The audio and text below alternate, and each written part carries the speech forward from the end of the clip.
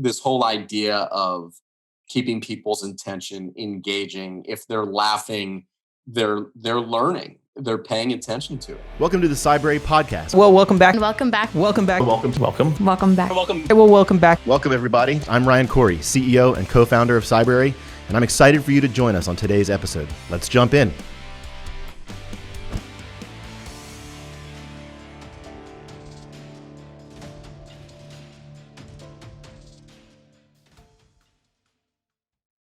Hello, everybody, and welcome back to the Cybrary Podcast. I'm Thomas Horlocker, Head of Creative Services here at Cybrary, and today I'm speaking with Jann Yogman from Mimecast. How are you doing today, Jann?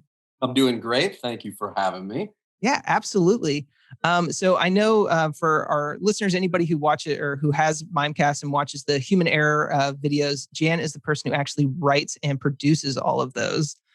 So how did you kind of get started? What is your background in cybersecurity?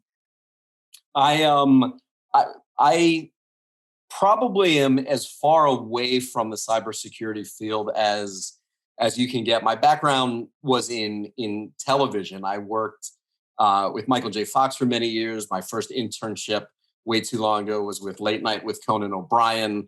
Dana Carvey had a show for a few minutes, which is where Steve Carell and Stephen Colbert had their introduction to television. And so I was in this completely different lane as a writer, as a producer, as an event planner, and got pulled into this very specific lane of writing about cybersecurity.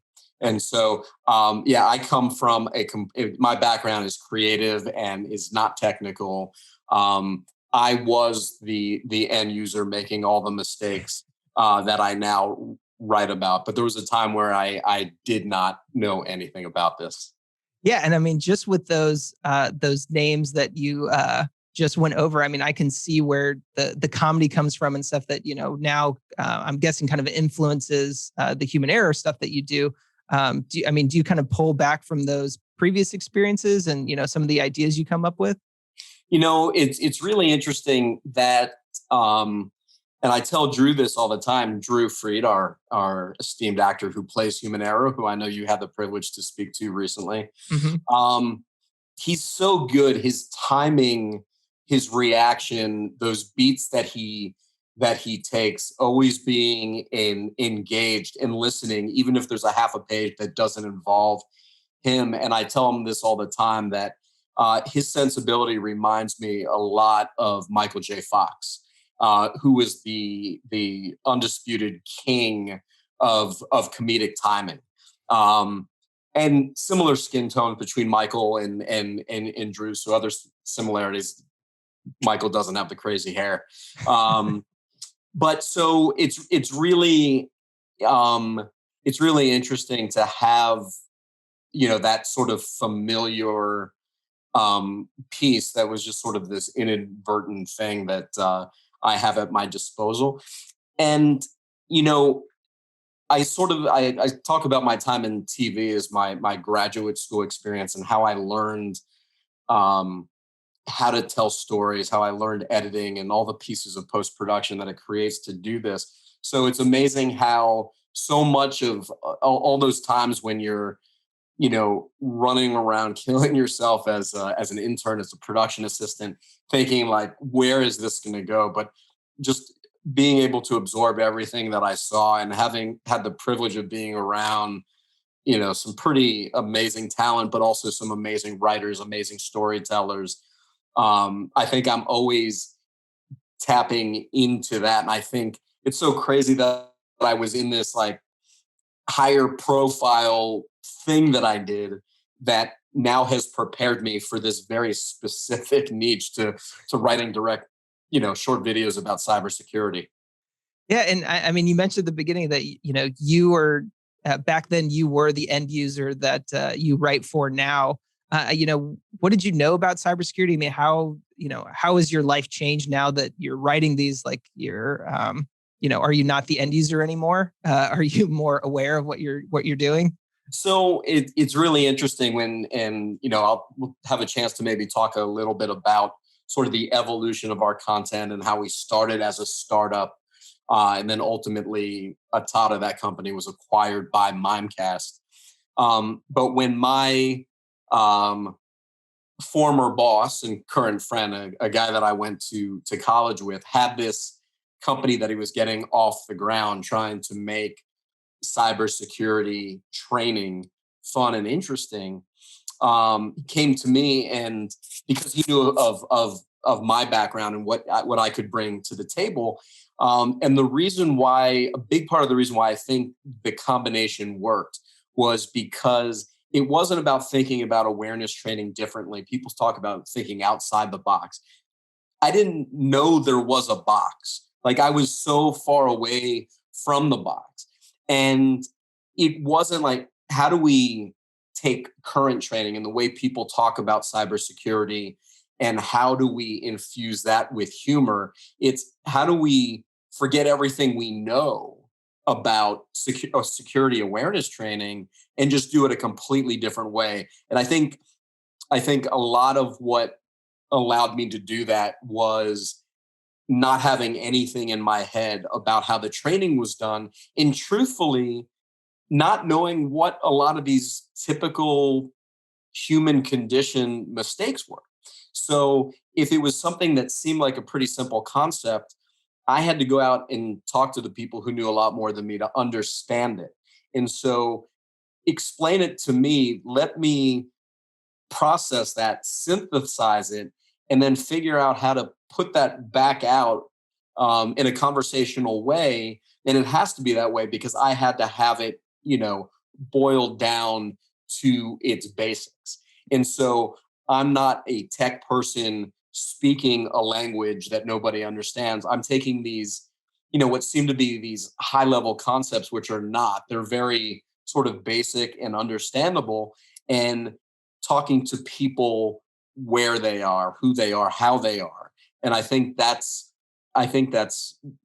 how, I think I attribute that to some of the success in how I've been able to do this in a way where people are actually paying attention. Yeah, I think that's interesting. Like how you said, coming in with fresh eyes, like it's all new to you. So you're not coming in with any preconceptions or, oh, this is how the training should be or how the training might go. Just starting from scratch with just, the idea for an episode, maybe. How is it working with like an SME, like the subject matter expert who's explaining those concepts to you? I mean, at the beginning, was that just like swimming in the deep end of the pool and trying to learn these things, or? Yeah, I think I remember the first time that we sat down to discuss some of these issues, a few of us got together actually in Philadelphia. It was it just seemed to be a common meeting place. I remember we spent the better part of a day, talking through some of these things. And I went into it intimidated because I was around people who were living and breathing this stuff, and how it was like the first day of school. Mm-hmm. And it's exciting, but am I going to be able to keep up? And as I realized as they were talking about it, that when that makes sense, there's no secret in what makes a weaker password and how you might make a stronger password.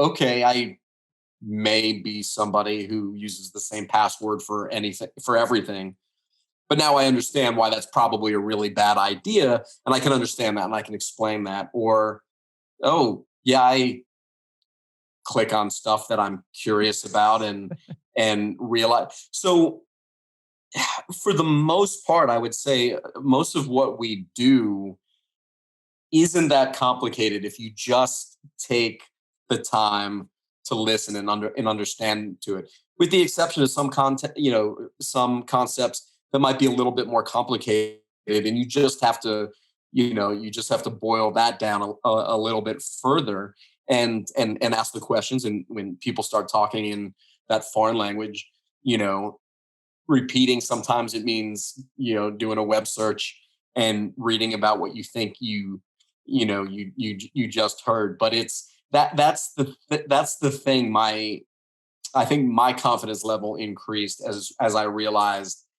there is no reason why I can't talk to people about this stuff. It's just that we're in an industry filled with brilliant people who speak with big sounding, brilliant words that can be intimidating. And so I think for the regular end user, that's the myth of this stuff. Well, I'm just a numbers person, or I'm in marketing, or I work in admin. I'm not supposed to think about all that other stuff. It's not as technical. It's not, the deep end isn't as deep as I think the industry kind of leads us to think that it is. So I was swimming in the deep end, but realized, wait a minute, the pool wasn't as deep as everybody seemed to suggest it was. Yeah, as you learn more, you kind of realize you're, might be drifting over to the shallower end, as you're like, oh, this isn't as complicated as I thought it might be. I think so. And you also asked me, if I was that typical, end user in our training, who is the poster child, the guy who makes mistakes, and that's Doug, who is also a really fun character to write. Is there Jann and Doug? Probably not. I mean, Doug is on his own island, but the other really interesting thing about it is it's not just explaining these concepts that may be foreign to people. A lot of this stuff people do know better, right? People know that, I probably shouldn't be using the same password at work that I'm using for my social media or my bank account, my personal email, my LinkedIn, whatever it is. But it's just easier that way. So there's the mistake that's made just because I'm unaware. And then there's the mistake that's made because I'm aware, but using what I know might make my life a little bit harder. And now I've got to get a password manager, or I'm constantly resetting my passwords. So that is, I think, when I look at myself, it's not that I don't understand it anymore, but where am I taking those shortcuts where, I should know better? Yeah. And very early, into this, my boss wanted me to update my LinkedIn profile because I was with this startup at Tata, and if anybody did research on us, that they could see my background, and realized that I couldn't get into my LinkedIn. Clearly, somebody had tried to get in, or successfully did get in, and abused it. And I have not been able to figure out how to reactivate my LinkedIn account. So I have been a victim. I have been a target. And somewhere along the line, I've made the same mistakes that we all have. Well, that explains why I couldn't find you on LinkedIn when I was doing research for this episode. So that's right. It's not because I'm shady or off the grid. It's they're really hard to get a hold of to figure out how to fix that. Yeah. So when you came up with human error, did you come up with human error first, or sound judgment, or one before the other, and then realized you needed a foil for that person to kind of deal with? So that's a great question, and credit to those who came before me, including human error. And so people think, oh, I created human error. The truth was that Michael Madden and Tim Jackson, who were the co-founders of Atata, Madden came from a cybersecurity background, and it was his light bulb that went off that said, training sucks. There's got to be a better way to do this. And his good friend and business partner, Tim Jackson, who did so much of the blocking and tackling. For proof of concept, they were put in touch with a production company in New York, and they all sat around and human error was born. And so Madden handed me human error. I was actually able to see these proof of concept videos. And of course, the first thing I saw was, oh my God, these are these are too long. These are the obvious cuts that I would make. Where's the music? This could use a little bit more, more sound design. So the first thing that I did when I came in was I first, those 3 showpieces was able to improve upon what had already been created, and the huge stroke of luck, I think, was finding human error. And that went through, they cast it like any other role, and he was clearly the guy. And when Madden first showed me what they had done, even though I knew there was room for improvement, I saw massive potential in the way that they were thinking about it and what the initial pass looked like, and just this affinity towards this character, and and the actor clearly behind it. So I came in, and because I couldn't think inside this cybersecurity box, I went back to my own toolbox, which was television and sitcom television. So I actually inherited human error, and at least the concept, the character, and the man behind the character.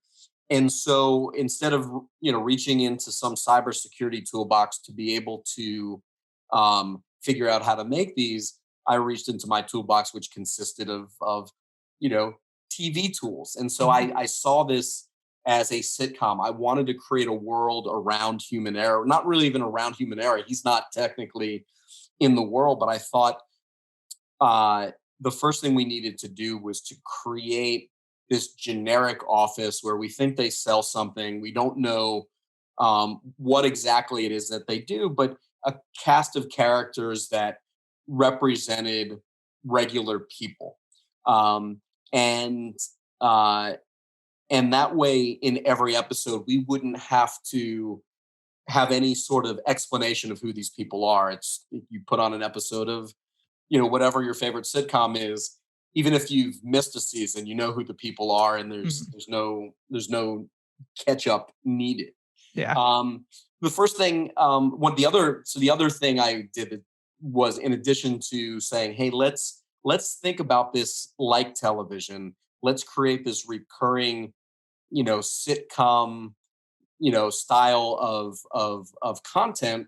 But the problem that I saw was that human error existed in this other plane and could talk at people, but not to them or with them. Mm-hmm. And that he really did need somebody in his own plane to be able to banter with. And so I pitched the idea of sound judgment. Truthfully, there was a little bit of resistance to that in the beginning, just because this whole thing was human error. Mm-hmm. But once the character was created and realized the dimension that she was able to add, and how that brought even more out of human error in this sort of devil angel dichotomy and literally they're usually standing, mm-hmm. over their shoulders. It gave human error the somebody to play with. And it also gave me the voice of reason, the vehicle, the professor, to be able to drop knowledge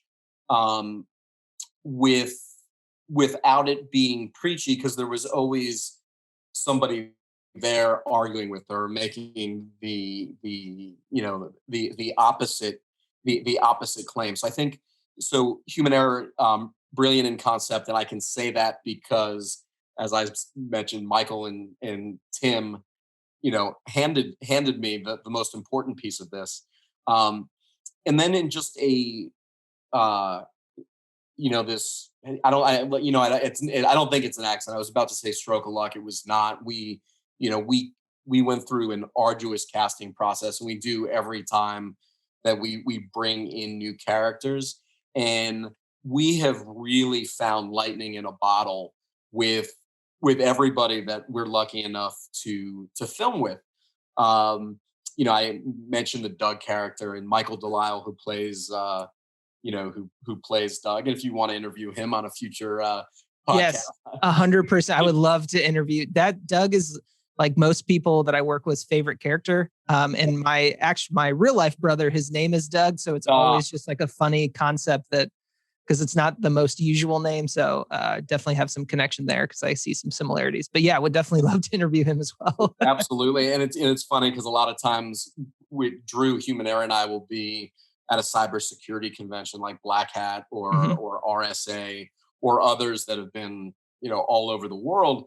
And he does this bit where he asks somebody who their favorite character is.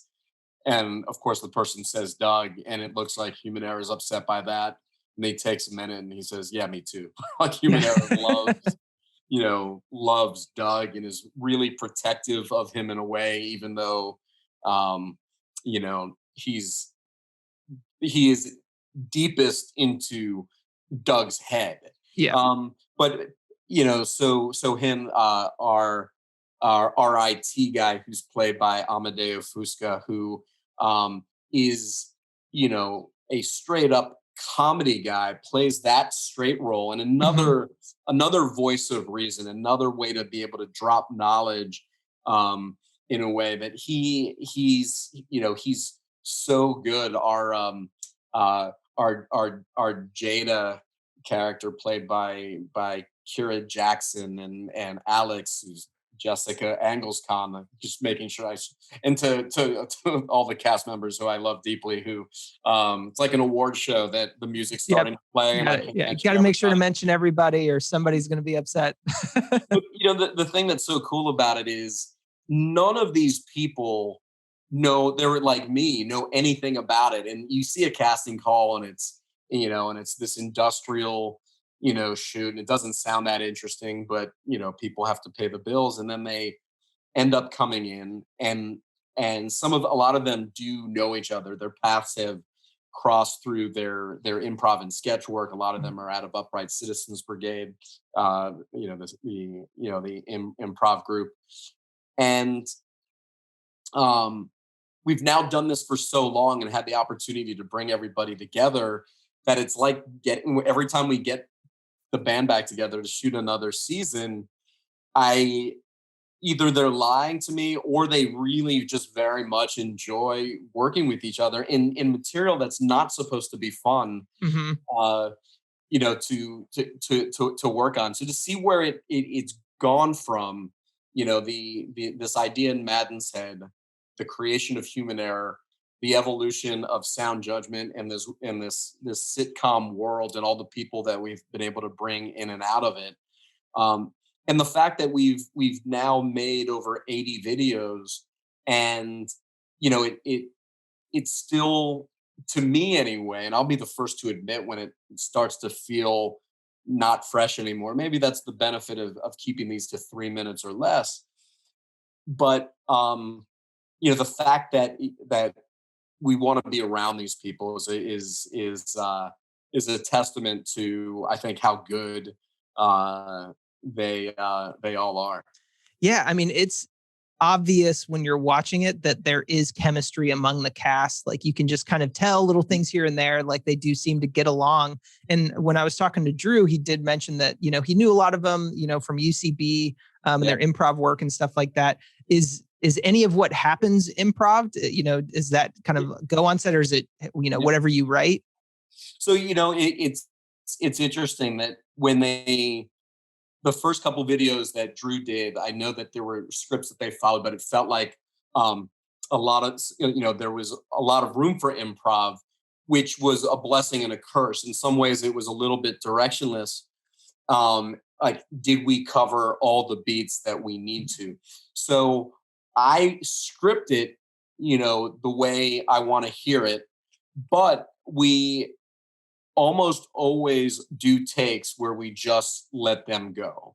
And so there's a lot of great stuff that comes out of Michael Delisle, who plays Doug, that is, dare I say, piss in your pants funny, and stuff that that Drew, a lot of times, it'll be Doug, or a lot of times it'll be Human Error, who has a final line.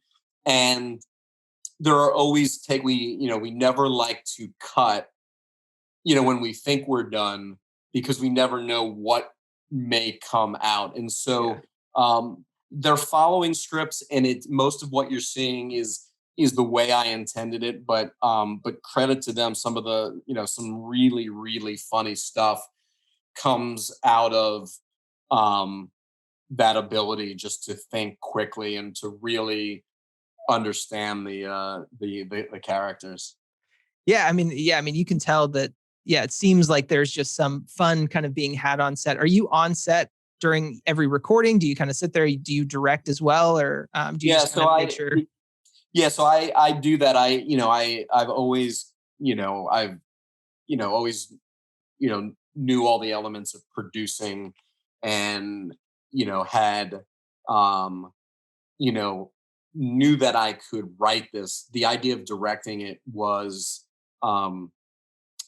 was pretty foreign, and that was something that was intimidating to me. But I realized if you have a good director of photography who knows how to light it and who knows how to set up good shots and present me with good shots, and I because I can hear it in my head, I know what I want out of the actors.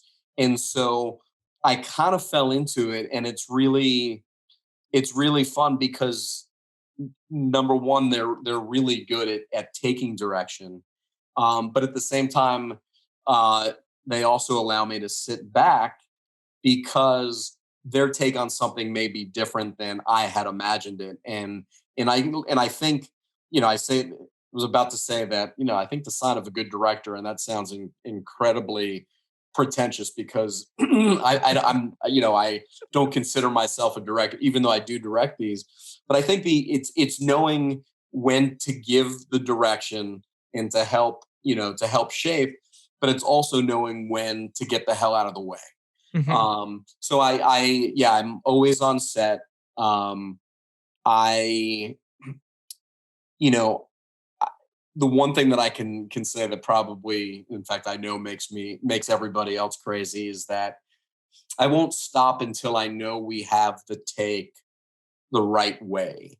And sometimes we have it, but I'm not sure. I'll go back. Oh yeah, that second take would have been fine. We didn't have to wait until the seventh take to get it. But it's one of those things, especially when you're shooting, in real life, which is a foreign concept. We've just done a bunch of animation and stuff over Zoom. But when you're shooting in real life, you don't have the opportunity to say, "Oh, let's do that again." Once you're in editing, so you better have it before you wrap. Yeah. And so, I think part of the polish that we bring is making sure we get it right. In editing, it is looking at every take. It's adding frames to make the beat longer. It's taking out frames to make the response tighter, to make the pacing better. It's music. Our music is all custom. It's all composed by Gary Brown, who back in the 80s was a touring member of Kool and the Gang. And he composes everything. The person who does our color correction, a guy named Ron Anderson, who's got all his Emmys and is just brilliant at that. It's sound design, and our editor is mainly a guy named Doug Van Sickle, who I make absolutely crazy. But it's taking all these other influences that aren't immediately obvious to the viewer, but it's putting that polish in and having everybody know that I'm not going to stop until it's never going to be perfect. But if it can be better, you have got to keep getting it better. And that goes for the performance, the music, the editing, and all of it. So what you're seeing as an end user is not we shoot some things, and this because this is your line of work as well, but it's a commitment by everybody involved to make the final product as polished and as finished as possible. And I think that's something that I'm really proud of what we do, that feels like you're watching TV. Yeah, I mean, I mean, just all of the production elements that you just talked about, color correction and sound design and the editing and all of that. I mean, I think just helps to separate the human error videos and all of those videos from other awareness training that I've seen. It just like, it is completely different. It is like watching a little TV show. We get the trainings once a month. Every month, you're just kind of checking back in with your friends a little bit. You're watching the videos and seeing, what Doug's up to and what everybody else is doing. It's more than just like, oh, it's the next training. I'm going to have to click through and like make sure it's, some guy in front of a whiteboard or something like that, talking about the topic. It's more involved. There's, a lot that goes into it. And here was the thing that where we knew we had something. We started to hear from customers that employees, the end users who were watching these, were actually looking forward to the next installment of their awareness training. And if you think about how crazy that is, because anybody who works in any industry has to do some training, whether it's video, whether it's awful PowerPoints, or whether it's live presentations. And the fact that people were being entertained and wanted more to see, what Doug did, or what what ridiculous thing human error might say, meant that people were paying attention. And so we started to hear this from our customers. And when I travel with Drew, or before the pandemic, when I had the good fortune of traveling with Drew to all corners of the globe where our awareness training is viewed, to see the celebrity status that Drew has when he just randomly wanders into a customer's office. And he's immediately recognizable. If you watch the training video and the guy in a robe with the human error shirt and that crazy hair walks in, you know who it is. And it is, and that is sort of the ultimate compliment, to see how excited people are to meet him.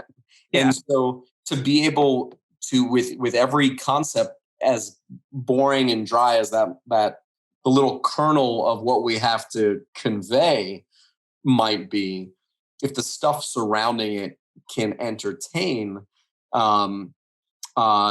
this whole idea of keeping people's attention, engaging. If they're laughing, they're learning, they're paying attention to it. Yeah. Yeah. I mean, that's funny that you touched on it. I mean, my coworkers here were ecstatic when they heard that Human Error was going to be on the podcast. They had so many questions. I mean, he is a celebrity. Everybody here looks forward to watching the trainings. And I told Drew when I was talking to him, I saw him at Black Hat 2019. I was going down an escalator and he was going up the stairs and he was just swarmed by people. Yeah. I mean, when you guys were, originally creating these episodes, did you think of he was going to be a celebrity? Like this was going to be something that would kind of take off and he'd be recognized all over the world? No, because the way our customers and the end users ultimately view the training, it's on a closed platform. There's some stuff, other things that we've done, which you can find online or on YouTube. But to actually see the training, your company has to sign up for it, and and then it gets delivered and you watch it. But it's in this sort of this bubble, and I don't think I ever had an appreciation for how big that bubble could actually become. And it's something, and I imagine you would have talked to Drew about this. It's surreal for him, a guy who was bartending in New York, who was, a working actor doing some cool stuff that, it takes a job for a day to make a couple of sample videos of what this larger concept could look like, to now literally be on AC/DC Lane in Melbourne, Australia, filming segments for what we call Human Error on the Street, just these stand-up, fun things that we do where he's talking to people about the silly security stuff that they do. And we're filming, and from down the street, we hear somebody yell, "Human Error." And it was 4 people who were on a lunch break, and they get the training and they ran over. We were in that same black hat that you mentioned, we were in the hotel lobby about to go out and shoot on the street, and these three women say, "There's human error," and I thought, okay, we're at Black Hat. It's a cybersecurity conference. He's going to reckon, but they were just in town. They worked for a cruise line. They just happened to be in Vegas and saw him. I've come out of a hotel before, and we're on our way somewhere, and he's not even in the robe yet, but he is still very recognizable, and people will, come up to him. And so the fact that, that there is this mystique, this celebrity, behind the guy is just a really, really cool thing. Yeah, it's so crazy. I mean, I was talking to him about it, and traveling the world and all of that stuff. And you sent me some of those videos, from Melbourne, where he's kind of walking on the street, just people's kind of instant reaction. Some people recognize him, some people don't. It's just kind of crazy. Yeah. So when you're thinking about each episode, I mean, you guys have gone over so many different topics, ransomware, public Wi-Fi, credential harvesting, physical access, all of this stuff. Do you kind of sit and figure out what you want the topic to be and then kind of write an episode around it? How do you guys kind of come up with that stuff? So every time that we set out to create the next season, it's a multi-step process. And I don't start by thinking, what's the funny stuff that we can do? I create a simple Excel spreadsheet where it's number one, what's the category? Is it a phishing module? Is it about passwords? Is it about information security, office hygiene, whatever that is? And what's the topic? Is it, the ones that you mentioned? Is it the idea of why you should lock your screen every time you're away from your computer? Or is it tailgating and why you shouldn't hold the door for somebody who's trying to get in the building behind you that may or may not, shouldn't have access? So thinking about what the core point is, what is that topic, boiling that down. Then the next column is the takeaway. And all right, this is what we're talking about. What are the one or two or three things that we want to be able to hit as the sound judgment, as the good advice for that topic? So this spreadsheet evolves in a few different ways. One is I'll start by looking at other videos that we've done and say, okay, we've got somebody talking in an Uber on the phone, and the driver overhears something. Well, and in season 5, if you're out with people in a restaurant and there's really sensitive information, you may not know who's near you in the restaurant. And so that topic, and really the takeaway, is the same from a video that we've already done, but it's a completely different scenario where people may not extrapolate and say, okay, I can understand. We know this person can hear. How do you protect that information? And whether you're in a hotel lobby or an elevator or a restaurant or just walking down the street, thinking about who you're talking to and thinking about what you are talking about. So I'll start with what I think are some ideas. We will also circle back to the subject matter experts and say, hey, what are you hearing in the field right now? What are those hot topics? So in the last couple of years, we've done a lot with impersonation attacks and spoofing, whether it's a spoofed website or somebody spoofing an email address. Social media is becoming a really huge thing where not only can people monitor and get information about you to then either social engineer you or people who know you, but people can also set up fake accounts and make you think. We did one in season 5 where Doug thinks he's finally getting a friend request from Hunter, and Doug ends up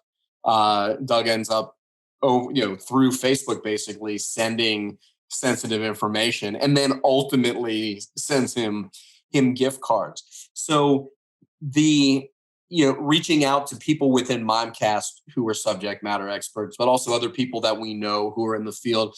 And then I think the other really important piece is going out to our customers, the ones who, the CISOs, the security professionals within companies that rely on our awareness training to educate their employees and say, what keeps you up at night? What are the topics that we've either covered that you want to see more of, or do you ever find yourself saying, we wish there was a video on this? Mm-hmm. And so it's coming internally, it's coming from outside sources. And in fact, we really try to keep those pipelines open. And where we know, as this spreadsheet that starts at number 1 for, oh my God, I can't believe we have to come up with 12 more of these in the next very short period of time, that might grow to 18 or 24. And then we trim it down to the ones that we're actually going to do. And where we know we're on the right track is if we're hearing it from multiple sources that are the people within Mimecast are saying, this is hot right now. And then customers are saying, this is one of our biggest concerns. And so that's how the content evolves. Then when we know what it is, then we've got to figure out, all right, we can't have Doug screwing up in every episode. We've got to spread the wealth. Yeah. And then how do we tell that story? And then a lot of times it's coming up with an idea, but then I need to go back to the subject matter expert and say, this is the way I want to tell this story. Does this track? Does this make sense? And I've been doing it long enough that it's often right. But then there are some things where the way I think I understand it might be wrong. And so none of our training, gets out of the gate, never hits becomes a written word on the page until I have sign off to say that we're thinking about it the right way. And then we'll never shoot a script until people who are a lot smarter than I am have a chance to read it and say, yes, this tracks, this works. Yep. Or, your jump from A to C completely misses B, and here's how to do that. So it's having the faith in knowing that we can do it, but also knowing that we don't know it all, and we better triple check what we're doing to make sure we're talking about it and thinking about it the right way. Yeah, I mean, asking all the smart people and doing it internally and externally, and then making sure everything's correct. Because it probably wouldn't look good if a video went out and then you get feedback like, this isn't how any of this works, or this doesn't track this way. Yeah, so that's great. I mean, we internally we haven't seen any of the animated versions, but is there a difference in how you write for the animated versus like the live action, or is it because I haven't seen any of them? I don't know if they get real crazy because it's animation, you can do whatever you want, or. So after this, I'll share a couple of those with you. Yes. But it's really interesting that you say that, and this is the cool thing about my job. People say, "Oh, you worked with these people and you have this cool TV resume," but the truth is, I get to create these things, and I get to write them and pick the actors, and a cut is not final until I say it is, and the opportunity to create now what is an animated series. If somebody said years ago, you think you'd ever like to, create a cartoon? I was like, I don't know anything about that. So what do? You find the right companies, the vendors who know how to do that and take your vision and make that happen. And what was so cool about writing the animated version was I already had the characters. I already knew what they sounded like. We could make The Office look a little sleek and cooler. Mm-hmm. But I write them the way I write the other ones. It's interesting that on paper, the animated ones can be a little bit longer because if there's movement, if somebody's got to get up from their desk and move, things can happen a little bit more quickly in the animated world. The biggest difference with animation is something might be prohibitive from a cost perspective or just from a production standpoint, not viable. But you can draw anything. I mean, I can't draw anything, but there are people who can draw everything. And so the perfect example is I've always wanted to do one on an airplane. And you can go into a studio that has, the body of an airplane, and they light it and you shoot it. And it's really expensive to do that. And so I always thought that, okay, at some point we'll do that, and we better shoot as many pieces of episodes on an airplane to amortize that cost. But in season 5, we did one where they're actually the team is on their way to a sales conference in Las Vegas, and the Felix character has his screen open, and a competitor, because everybody's going out to Vegas for the same conference, sees through the seat, is able to see this proposal that a character's working on. And it's such a simple, the video is so simple in concept of what the mistake is and being aware. And whenever your laptop is open, you've got to, even though you don't think anybody's watching, you have to assume that somebody is. Well, we've done that in a cafe or, some place that is in real life relatively easy to shoot in. Mm-hmm. But shooting that on a plane in animation, all of a sudden, we were able to draw that and have the fun that I wanted to have 4 years ago with it. Yeah, I mean, you can do a lot more with the animation. You can have close-ups on their eyes and stuff like that. Yep. Person peering through the seats and everything. So yeah, that's really interesting. I had some questions that my coworkers wanted me to ask you. You've answered most of them just kind of organically through our conversation.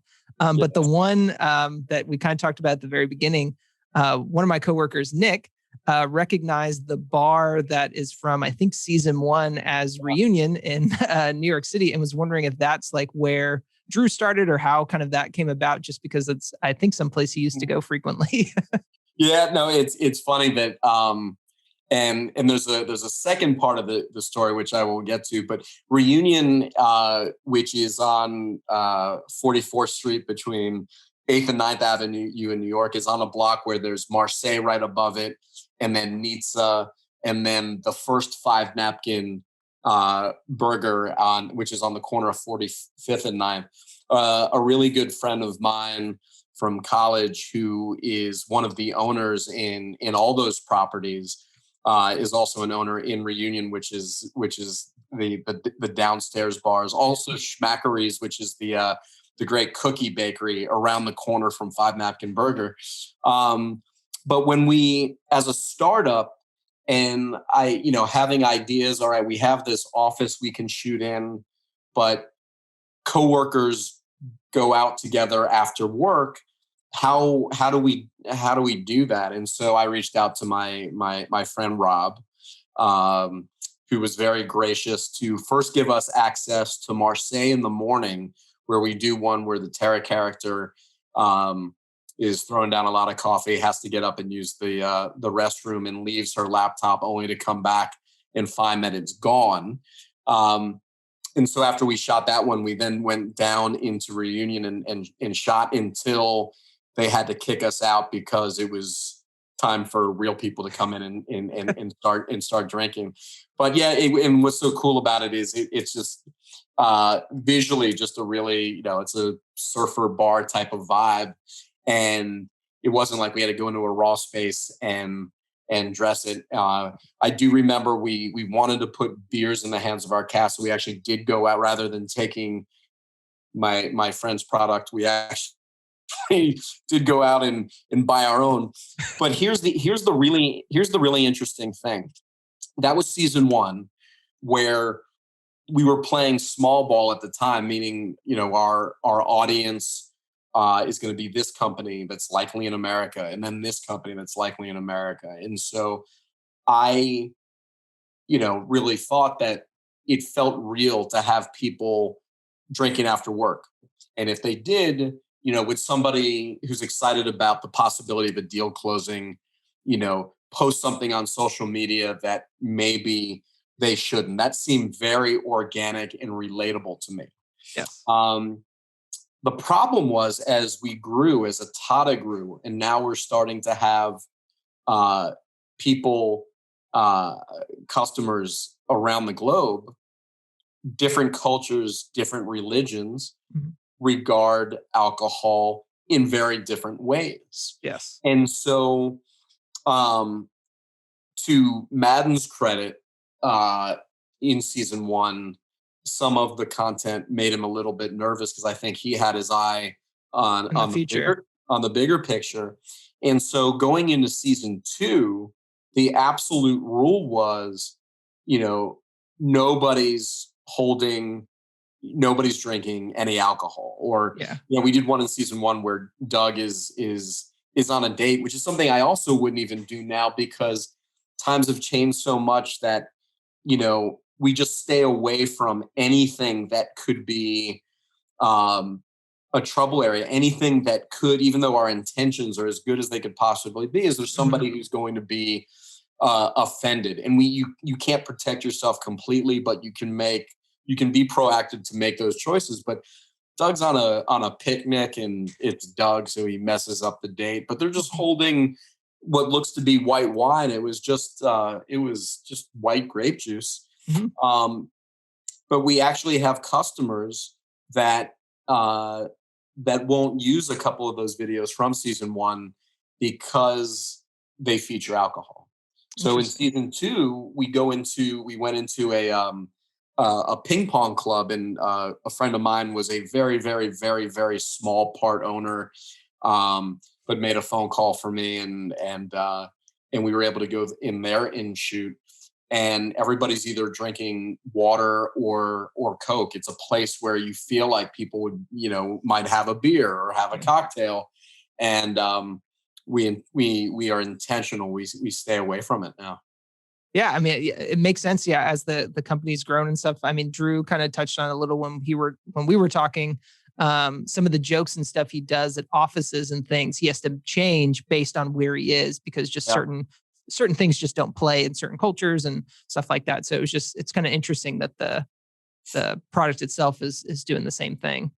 And it's in season 1, and this is just how things evolved. I thought it would be fun to play into this idea that human error and sound judgment in some way are enemies, but human error has this like fun sort of innocent crush on sound judgment, and he falsely assumes that it might be mutual, and of course sound judgment wouldn't possibly consider the likes of human error, but at the same time there is she also sort of feels this sort of little brother thing, like she's in some ways can't stand the guy, but in other ways there's something about human error that even she finds amusing. But anything that even feels remotely like it delves into the romantic, we have quickly run away from that.